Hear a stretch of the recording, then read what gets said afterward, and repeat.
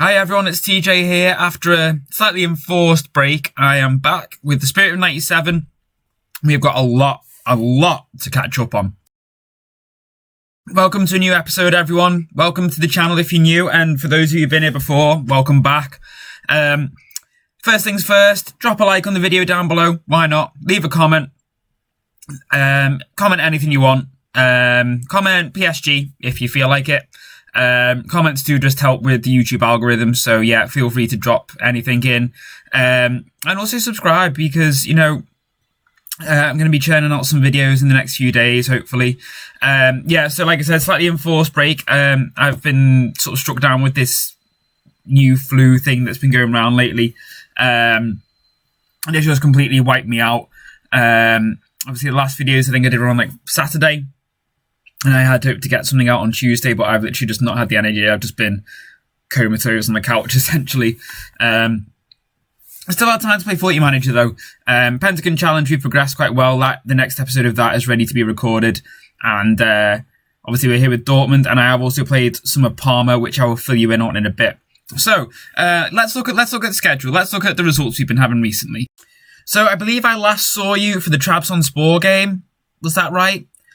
Just before the World Cup. Well, after that, we then drew our first game of the season against Union Berlin. Prior to that, we had just won every game, absolutely every game. And then we lost to Villarreal, took out our revenge on poor Hanover, and then we lost to Sporting as well in the Champions League. Obviously, by this point, we were already qualified, so I was over-rotating the squad maybe a little bit too much, potentially. I don't know. But thankfully, the results went our way in the last game, so that Villarreal drew with Trabzonspor, so we still came top in our group. World Cup then happened, which was won by none other than Nigeria. They beat Belgium 4-2 in the final. Incredible effort from them. We then started really strong, 5-1 against Leverkusen, Augsburg, Bielefeld again in the cup, Wolfsburg, Mainz, and then things sort of dipped a little bit. Frankfurt, we took the lead 1-0, as you can see, and then Frankfurt hit us back, and we just couldn't create any chances in the second half. Responded really well with a 4-2 win over Gladbach in the league. And then Bayern Munich, 1-0, and then we were pushing for the equaliser, and then they killed it with a penalty. So that was very frustrating. Hoffenheim, Königsdorfer getting his first 2 goals for the club. We were losing, as you can see, 1-0. Brought Königsdorfer on, and he made an instant impact with 2 goals, his first 2 goals for the club.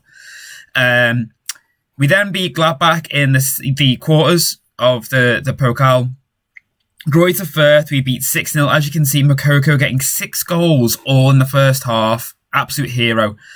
Then drew 1-1 away from home against PSG, in which Messi inevitably scored, but then Ramos also arguably inevitably got sent off, so he is going to be unavailable for this game. Heidenheim and Cologne we then beat, but then we lost to Gladbach. So this tactic, which was serving us so well, I think has just suffered with the fixture congestion, because here we were obviously rotating a lot because we were playing 2 games a week, and then in January we were also playing 2 games a week, so I think it was only inevitable that things were going to slip a little bit. After the last video, a few people did request a tactic breakdown video, so I am going to do that, but I'm going to do it properly. I'm going to do a full-on tactics test, so I'm basically going to do 2 tests. We're going to pick 3 teams from probably 4 leagues. I might skip the Bundesliga because obviously I've kind of already tested it with Dortmund in the Bundesliga, but we're going to do 3 Premiership teams, 3 Ligue 1 teams, 3 La Liga teams, and 3 Serie A teams of different levels. So we're going to do like a top 4, a top 10, and like a bottom half of the table team. And we're going to just try it and see how well it works.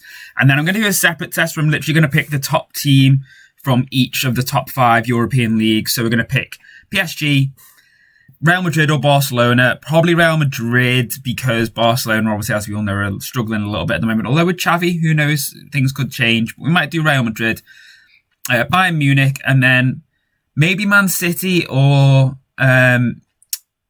maybe Chelsea. I'm an Everton fan, so it would really be really difficult for me to pick Liverpool. and then probably like an Inter. An Inter or a Juve maybe. I'm just gonna plug it in with all of those 5 teams and see what kind of records we can potentially break. See who wins the Champions League. See how well it works. People were asking how I've got everything set up. So obviously I'm going to break into that. But I figured why not do it properly and do a full on tactics test and try it across the park basically. So that'll be getting done hopefully in the next few days. And now obviously we're in March. That must mean we had a January transfer window and we didn't half do some business. So yeah, let's have a look at it. So first off, let's look at the outgoings because a few key players left. Now they may not have gone for massive amounts of money, but they have helped us so much financially. So Emre Can, Julian Brandt, and Mats Hummels. So Mats Hummels, he wasn't really playing for us because of the other defenders we've had have been kind of, just doing really, really well for us, to be honest with you. We've not really had a need to play him. And obviously he is, if you remember from the first season, he's really quite slowed down. He's not that agile anymore. So he wasn't really getting the games. So he only had 6 months left on his contract and he was sort of showing signs that he might kind of want to move on. So we offered him out and Real Madrid came in and he gave us 3.3 mil for him, which I think for a player of his age, when he was probably only worth about that anyway, well, maybe worth about 5 mil or something like that. But because he had 6 months left on his deal, I was more than happy to let him go. And it freed up about 150k a week of wages for us. Emre Can, we sold for 19 mil, but that freed up about 185k. And Julian Brandt, that also freed up quite a substantial chunk of wages for 10 mil. To the point where at one point I suddenly realised we had 837k a week left in the wage budget, which we shifted around, and that freed about 30 million in transfer fees for us. A few other players went out on loan. Arezzo went out on loan to Hertha because he hadn't really been getting in the team as much as he probably wanted. And I was more than happy to try and get him to get some regular game time, but he didn't really play. So I've actually recalled him, but I can't now register him for the team, which is really annoying. So he's just chilling in the Dortmund 2 team, but it's better than him not playing out at Hertha. In terms of incomings, Charlie Lindsay, he is a youngster who we got from Rangers. As you can see, he was out on loan. But we have brought him in and he is only young and he looks like he's certainly got some ability about him. In particular his passing and his dribbling, and he is someone who hopefully, with some, more like experience under his belt, just playing with a really good caliber of player. He wasn't playing for Rangers. He was out on loan at this Glentoran team. So he is someone who, we may look to loan out probably next season, get him some game time maybe in the second division. And hopefully he'll come really good for us. In worst case scenario, we sell him on for a profit. We only bought him for 1.3 million. Angelo is someone who we had sort of the business out for like last season. We signed him, as you can see, for 12.5 mil in add-ons. As soon as we signed him, his value trebled essentially. He's only 18 and he's already got some really good base stats. So he's someone, again, who I'm really confident will come really good for us. Gabriel Veron, he is someone who I found on FM21, but never actually got around to signing him. He came in for us just to give us a bit more depth on that left wing now that Julian Brandt had left. And he's had a steady start to his time with us, to be fair. Not done anything amazing, but he's certainly been solid enough. Daniel Marlin is a bit hit and miss. And Gio Reyna has been injured, so Gabriel Veron has been able to do a decent job for us there. We also signed Kaique, the defender from Brazil. He was also from Palmeiras. As you can see, look at his value, 57 to 82 mil, and we signed him for 12 mil. Gabriel Veron as well, his value's increased massively. So Kaique, with Hummels leaving, he seemed a perfectly good player to bring in to try and bolster that defence. His base stats are already really good at the age of 19. His determination could be a little bit better, but I think with time he'll come really, really good for us. Antonio Nusa is someone who I'd seen kicking around for a while now on this one, and with the money that we had, it was a no-brainer to bring him in. Again, bit of depth on the wing. He's looked really, really good. He's really strong with either foot. So he should be perfect for us to play on either wing. So I'm really looking forward to trying to get the best out of him. 13 mil, 17.75 in total. And, he's worth 21 to 28 now. So, I'm really optimistic for him. So I think after all that, now we've done all the bits of admin and caught up on everything, let's get into the game because we are playing PSG in the Champions League. So this is the team we have gone with. Royce is not fit enough. He's only sort of come back from a recent long-term injury. He broke his collarbone in the World Cup. Nuno Mendes is getting the nod over Aaron Martin today. To be fair, they're both probably on a level playing field in terms of ability and form. So it was kind of one of them. We are going to give Marlon the chance. He's actually had a decent goal scoring return for us this season. I just feel like he could just do a little bit more. Erling Haaland obviously goes without saying. We've gone with Demir in the number 10 role. He's looked quite sharp, to be fair, in that role in particular. So we're going to give him the chance. Adeyemi is currently our leading assist provider. Bellingham is just having a storming season. Bentancur, and then Kamara, Rudiger and Caligari, and obviously Onana. The PSG team, we've got Donnarumma, Hakimi, Marquinhos, Azpilicueta, Alex Telles, Gigi, they are playing Gini Wijnaldum, William Carvalho, Danilo Pereira, Kingsley Coman, Neymar, and arguably for me the greatest player of all time, Lionel Messi. So with a place in the quarterfinals, will it be the quarterfinals or the last 16 quarterfinals of the Champions League up for grabs? Here we go. The draw was quite strange, I felt. There's quite a few big teams still who've gone through from the group stage after last season, where obviously there's quite a few big names missing, like the likes of PSG and Man City and Barca didn't go through. This time round, we got Liverpool and Real Madrid meeting in the first round, and that is currently 2-1 to Real Madrid after the first leg. Man City are playing Juve. I think Sevilla are playing Leipzig. So there's a few teams who could quite easily take each other out of the picture,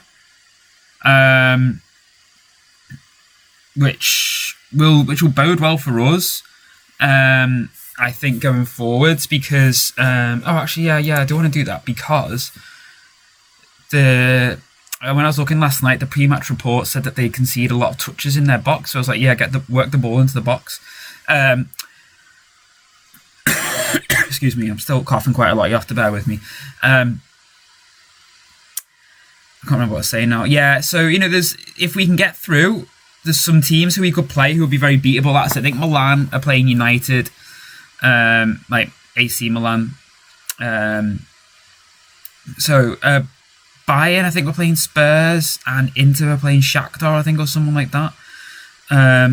So there's still some tough teams in the competition. Liverpool have equalised on the night on aggregate now. But 2-0 now. Oh, that's what I didn't tell you. Sorry, completely unrelated. Just seeing Roberto Firmino's name pop up. We're signing him on free in the summer. Roberto Firmino is joining us for free in the summer. And we'll go into that in a bit. So I think if we can get through this, I think if the draw's favourable, then there's no reason why we can't look to certainly progress a bit further in this tournament. But, it all depends on us getting through here. Close. So, Firmino. The option came up to get him for free, and he is someone who I will be quite comfortable playing either as a striker or as our number 10. Now, obviously, we have got a few other players kicking around, like a lot of youngsters. Haaland! Yes! What a goal. Right on the stroke of half-time. Lovely assist from Nuno Mendes. Yes, perfect. Just what we needed, just on the stroke of half-time. Ball comes out to him. Whips it in first time. Haaland, bang. Fantastic. Excuse me. So, for those of you who don't remember, we promised Erling Haaland that we would win the Champions League by the end of this season, otherwise he could leave. Now, we've got a plan for the fact that we might not win the Champions League this season, and therefore we are going to sell Erling Haaland in the summer, and we do definitely have to sell him because then he'll only have 12 months left on his deal, and I do not want to risk losing him for nothing. So if we don't win the Champions League, I'll be trying to get as good a deal for him as possible in the summer. So Firmino is someone who I think can act as like a reasonable level replacement for him, while we just sort of finalise bringing through the likes of Adeyemi. Demir is going to come off. So we've brought on Tolisso for Demir, and we've actually just gone to a midfield 3 rather than our sort of like staggered sort of DM, CM, and then number 10. So we've put Tolisso as the BBM and Bellingham as the advanced playmaker. I think Bentancur, yeah, that's probably not a bad shout, taking him off for Seiwald, who's been really good for us recently. I've been really impressed with him. So Firmino, I'm hopefully someone who can help just carry that front line or help support that front line as a number 10 while we sort of finish bringing through the likes of Koenigsdorfer and Adeyemi is someone who can obviously move into that position as well. He can play there as a striker, but he's done really well coming in off the wing recently. He's developed so well just this season alone. I've been really impressed with him. Why are we attacking? We should be balanced at the least. God, let's just try and spit house our way to the end now.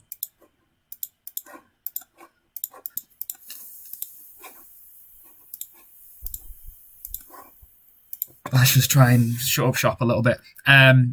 Typical. As soon as I do that, Neymar misses. Oh my word, I thought that was it. I thought, I just made these defensive changes. I'm going to have to completely undo them now. So sorry, I kind of rifled through a bit of news. Haaland should have scored. And we've also just stockpiled a few wonder kids who are joining in the summer. Again, just to sort of try and flesh out the team, plan for the fact that some of these players will probably leave at some point. I'm not convinced by Marlon. He's average at best, I would say. As you can see, he's not having a great game today.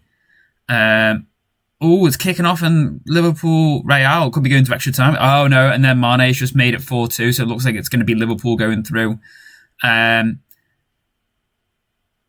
Adeyemi, poor pass.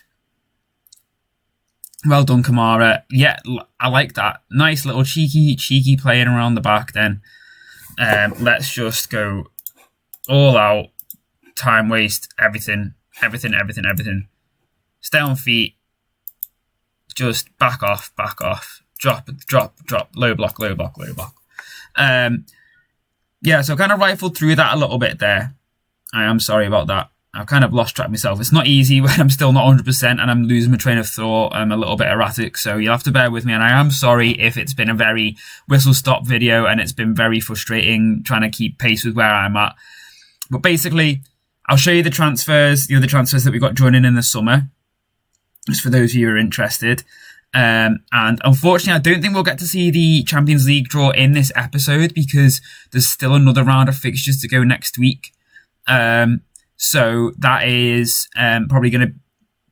I think I've got another game to play between then, you see. So that's probably something that's not going to happen in this episode. I'm saying that. The game's still playing. We're still not actually qualified yet. We've still got a minute to go on the clock. But I will definitely be bringing it back if all goes to plan for the next round of the Champions League. And then also keep your eyes peeled because another Pentagon Challenge video is going to be coming up in the next day or two. I'm planning on recording that now after this.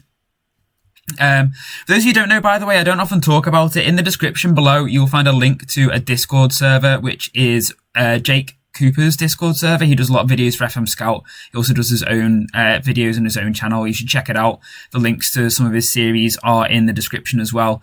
Basically, this community, we're in the Discord community then, is great. It's so positive. It's such a good community, good Football Manager community. Everyone just chatting, talking about saves and stuff. So yeah, if you've not come from there or you're not aware of that, if you're new to my content and you're not aware of Jake's, then definitely check it out.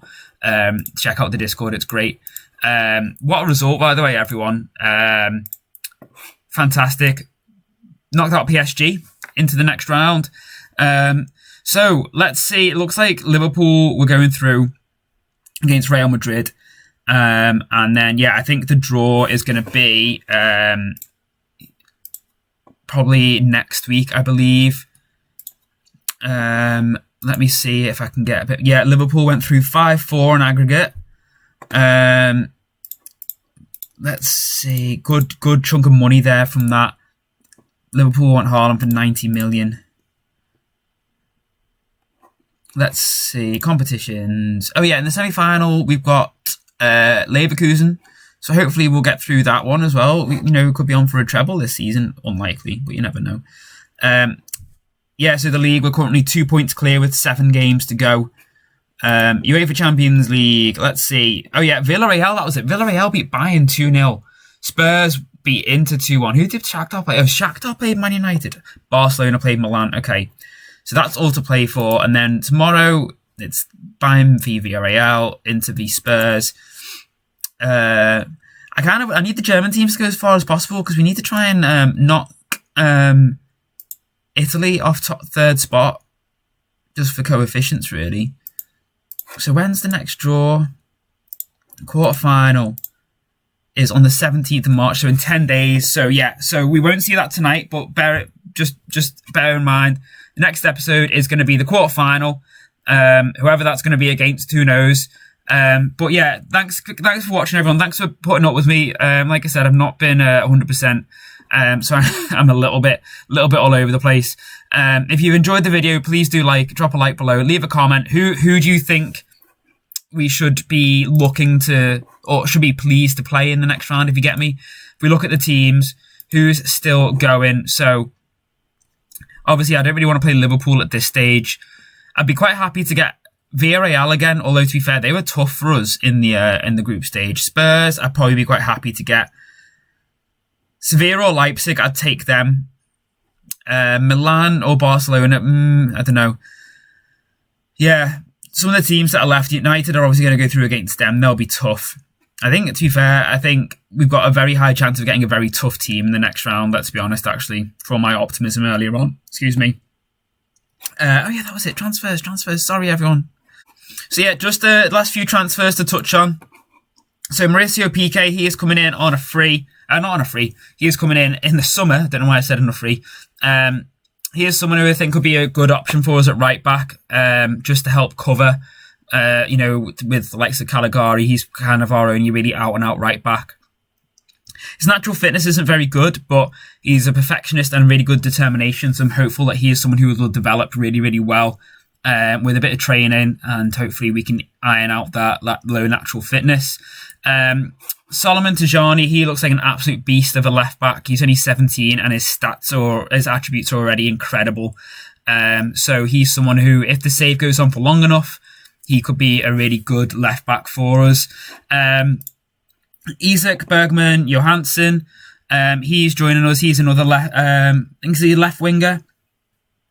Right winger. Sorry, right winger. I think right inverted winger. Again, just someone who can act as cover for us on that right-hand side. And if Adeyemi does end up taking a more central route, he is someone who could hopefully fill in on that right wing really comfortably. He's still only young. He's 19. He's got really good determination. So I think he's someone who could develop really, really well. Duban Asprilla, we might not see this guy, to be fair. He's not joining till 2025 because we've got to wait till he's 18. He's another one. He could become a really, really good midfielder, a good winger.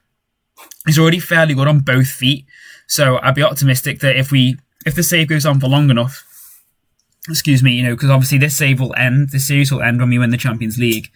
If it goes on for long enough, we might see some of him, and he might be a really, really good young player for us.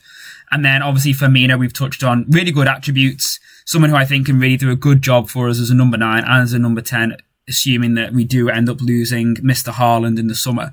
And if we don't, then he can sit in behind him as a number 10, and I'm sure we'll do a very, very good job, because Royce is getting to a point where we're going to have to pick and choose when we play him, I think.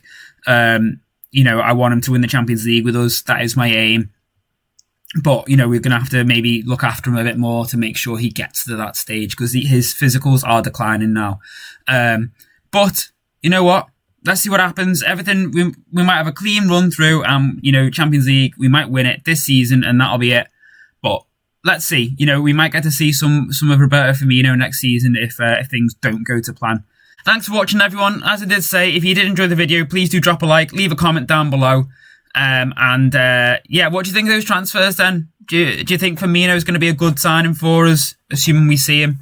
Take it easy, everyone, and it was nice to be back, and I hope you managed to enjoy the video despite me not being on top form. Take care, everyone, and I'll see you soon. Bye.